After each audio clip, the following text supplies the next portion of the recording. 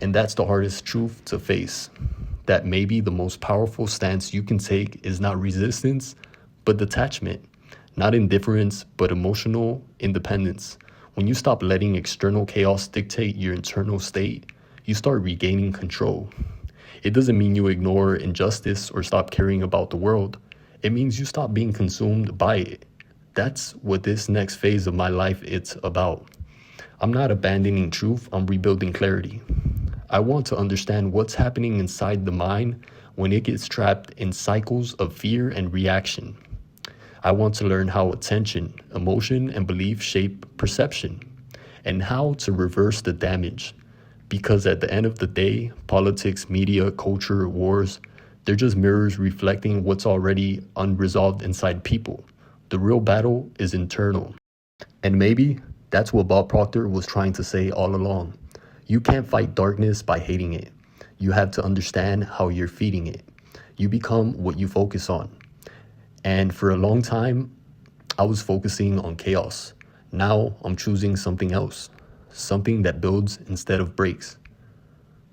And nobody stated it better than Dr. Martin Luther King. He stated, "You don't fight darkness with darkness.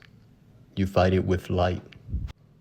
When I started realizing how much politics was eating me alive mentally, I didn't just want to take a break. I wanted to understand why it was happening, why I could scroll for hours knowing I'd end up anxious, angry, or drained, but still keep scrolling. Why I'd say I wanted peace, but I go straight back to the noise. That's the kind of self-contradiction that makes you feel like your brain's working against you. And to be honest, it kind of is. The human mind isn't designed for this level of exposure. It's built for survival, not for constant argument, not for headlines, not for digital outrage. When you're confronted with threats, whether real or perceived, your amygdala, the fear center of your brain, activates. It releases adrenaline, cortisol, prepares you to fight, flee, or freeze. And in the world we live in now, that fear response doesn't come from lions or tigers or dinosaurs. It comes from words on a screen, comments, opinions, conflict. That's the wild part.